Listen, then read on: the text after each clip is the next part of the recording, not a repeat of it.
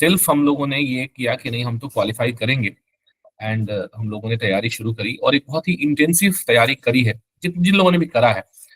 हाँ, ऐसे भी कुछ साथी हैं जिन्होंने नहीं करा, जिन्होंने सोचा कि चलो रिजल्ट आने दो फिर देखते हैं, उन्होंने बहुत लेट शुरू करा, उन्होंने लेट लिखना शुरू करा, लेट अनुवाद करना शुरू करा। तो पर जिन लोगों ने लगातार किया है, मैं जानता हूँ कि ऐसे भी बहुत सारे साथी हमारे जिन्होंने लगातार अभ्यास किया है, तो भले आपको पता ना चला हो क्योंकि एक प्रोसेस है। थोड़ा थोड़ा थोड़ा थोड़ा रोज होते होते होते होते और आपको पता भी नहीं चलता है कि आप कितना ज्यादा इम्प्रूव कर जाते हैं। ये कैसे पता लगेगा आपको? यदि आप आज अब जो अनुवाद आप कर रहे हैं, अब जो आप ऐसे लिख रहे हैं, उस ऐसे को, उस अनुवाद को यदि आप जब आपने 10 दिसंबर को जो लिखा, जो आपकी कॉपी होगी, उससे यदि आप कंपेयर करेंगे ना, देन यू विल रियलाइज कि आपका स्टैंडर्ड कहाँ गया है, आपने कितना इम्प्रूव किया है। मतलब इट इज नॉट अबाउट कि we are mentoring you, it is not about that we are telling you how to write it, we are telling you how to translate, we are telling you the basics of translation, और we are evaluating your copies and telling कि यहाँ यहाँ गलतियां आपने करी, you need to improve it. This all things are keep it aside, but apart from this, जो आपने लगातार लिखा, तो हम लोग इस लेवल पे हैं, हम अब सारे के सारे लोग, क्योंकि सारे के सारे लोग एक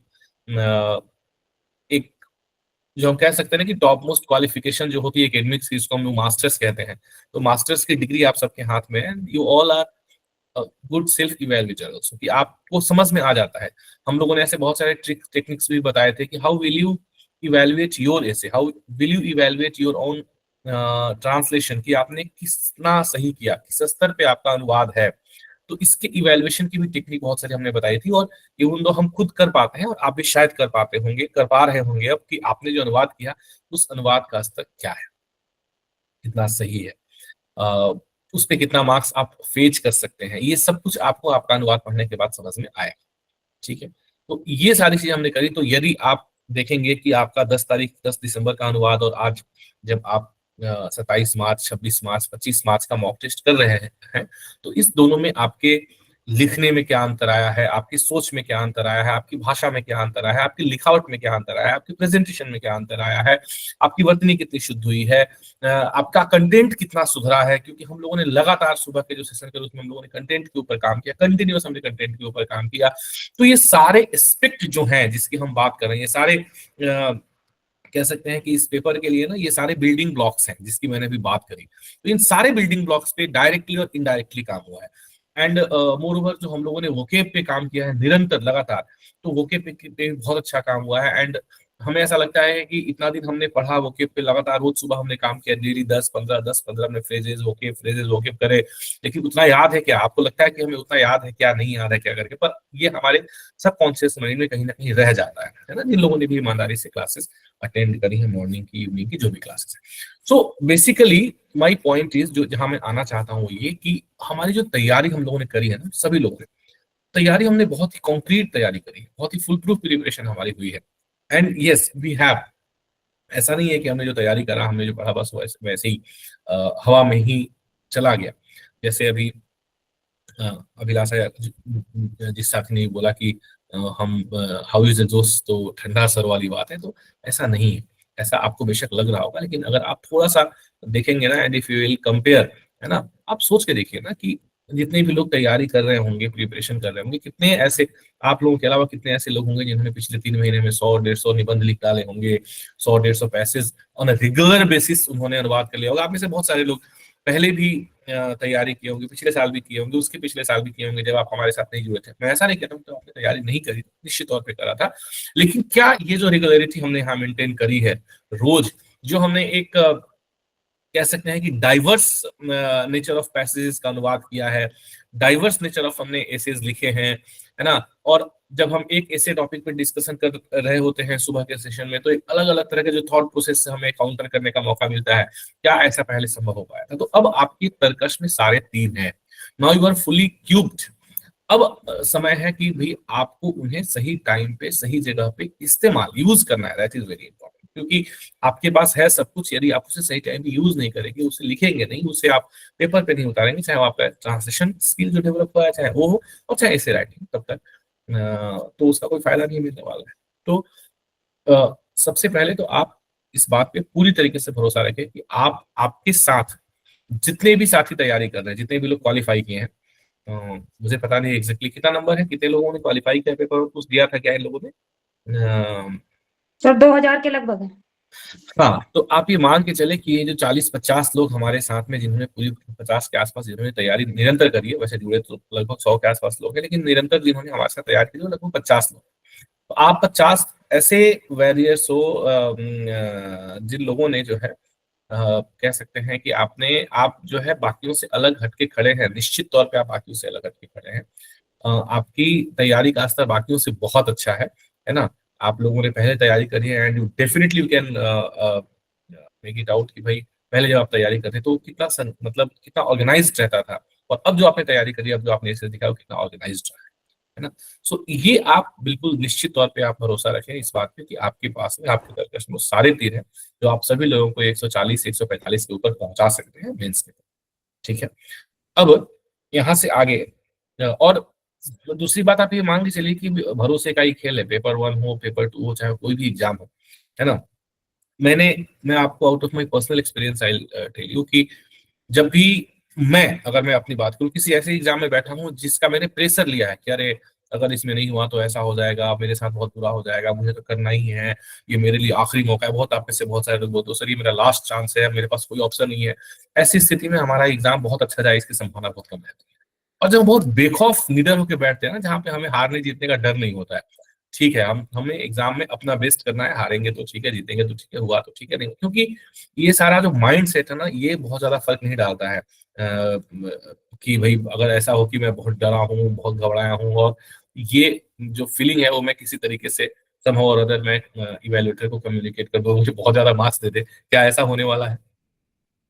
नहीं होने वाला। तो उल्टा ये क्या करता है, हमें कमजोर करता है। उल्टा ये क्या करता है, हमारे सोचने समझने या जो हम कह सकते हैं कि एग्जाम राइटिंग जो उस समय हम लिख रहे होते हैं, उस समय जो एक कैपेसिटी बिल्डिंग हमारा होता है, वो कहीं ना कहीं थोड़ा सा वीकर साइड पे चला जाता है। और यदि हम लोग बिल्कुल एकदम बेखौफ निडर होकर बैठते हैं ना, तो हम बहुत अच्छा, बहुत बेहतर कर जाते हैं। इसीलिए मेरा जो कहने का पॉइंट है वो ये कि आप जब एग्जाम हॉल में जाएंगे ना परसों, तो आप इस बात को समझ के जाएं कि आपके पास जो है, आप जिस लेवल पे आपकी तैयारी है ना, तो ये 2000 में आप, अगर हम टॉप 10% की बात करेंगे तो आप टॉप 10% की तैयारी आपके पास में है ना? टॉप 10% और 200 से ज्यादा सीट है एक्चुअली देखा जाए तो। और लेकिन अगर हम टॉप 200 बच्चों को उठाएं जिन अगर तैयारी के मामले में, तो उसमें आप लोग हैं।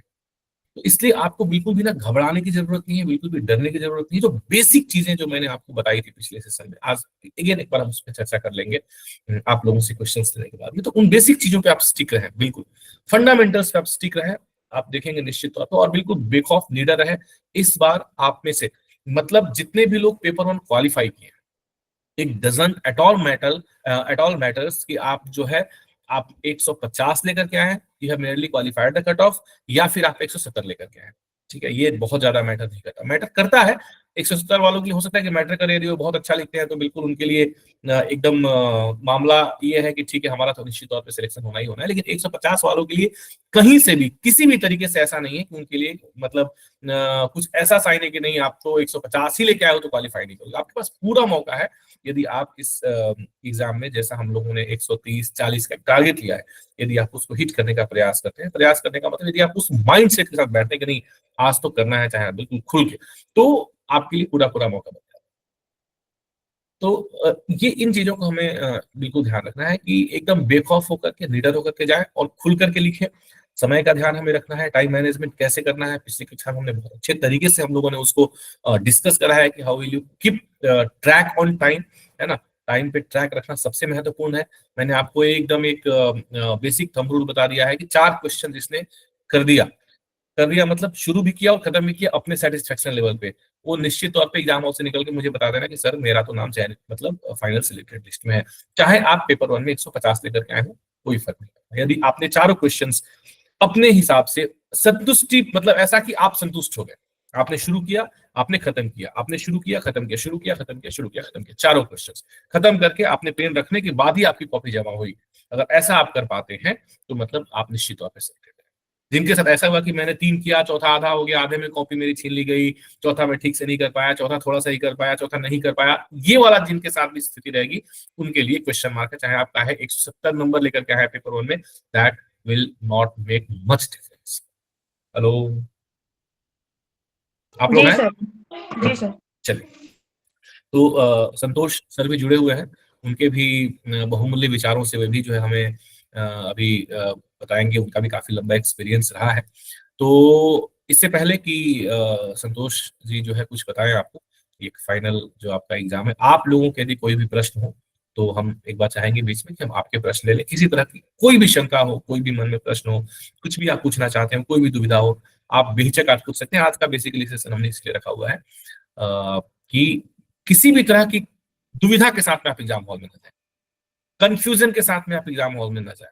और यदि हमारे साथ जो अगर आप लोग तैयारी कर रहे हो फाउंडेशन के साथ में, तो हम लोग तो हैं ही मतलब कॉन्फिडेंस के पर्याय। मतलब जहां बोल सकते हैं ना कि 0.1% चांस हो, वहां भी 100% निकाल के लेकर के आएंगे। यही हमारा ट्रैक रिकॉर्ड है, यही हमारा मतलब क्या बोल सकते हैं कि यही ध्येय है हमारा, कि जहां एकदम चांस नहीं है ना, वहां से भी खींच के निकाल के लेकर के आएंगे, है ना। तो कॉन्फिडेंस की तो खैर कोई बात ही नहीं है, we are on the top of the confidence, है ना। हाँ, अब क्वेश्चन है सर, पेन ले जाने और वॉच ले जाने की परमिशन नहीं है। डिपेंड करता है, कई जगह पे वॉच एनालॉग वॉच अलाउ करते हैं, डिजिटल तो बिल्कुल भी नहीं करते हैं, कई सारी जगह पे नहीं करते हैं, देख लीजिएगा। विधि कह रही हैं, सर नमस्ते, do we need to put a cross on the vacant pages left after writing essay और translation? Yes, if you can do that, that will be better, है ना, कर सकती हैं आप, ठीक रहेगा। देखिए, वैकेंट पेज पे आप करती हैं अच्छी बात है, नहीं करती हैं तो भी उससे कोई फर्क नहीं पड़ेगा, लेकिन जो आप रफ वर्क करेंगे उसमें निश्चित आप एक क्रॉस लगाएंगे। मैंने आप लोगों को बताया था जब हम लोग कर रहे थे arts and science of writing in Asia वाला, जब हम क्वेश्चन कर रहे थे, उसमें बताया था कि जहां पे आप रफ वर्क करेंगे ना, उसमें एक ऐसा क्रॉस लाइन जरूर खींच देंगे। तो वैकेंट बच जाता है, उसमें आप नहीं भी खींचेंगे तो चलेगा, ठीक है। और कोई प्रश्न किसी का? ठीक है, तो संतोष जी को मैं आमंत्रित करूंगा। यानी ब्लैंक पेपर से फर्क नहीं पड़ता ना सर, थैंक्स सर। हाँ, ब्लैंक पेपर वैसे आपका बचना नहीं चाहिए, कोशिश करना है ब्लैंक पेपर बचे ना। मतलब हमने तो लिखा था, तो ब्लैंक पेपर जो बगल में रफ करने का था उसमें भी लिख लिख के पूरा मतलब कहाँ तक लिख सकते हैं वहां तक लिख दिया था। हालांकि चेक नहीं होता, इवैल्यूएट नहीं हुआ था। बाद में जब हमने कॉपी मंगाई आरटीआई से तो देखा कि इवैल्यूएट ही नहीं हुआ है। और ऐसा लग रहा था कि और लिख दे और लिख दे और लिख दे, तो ब्लैंक बचने की संभावना वैसे कम है। जी संतोष।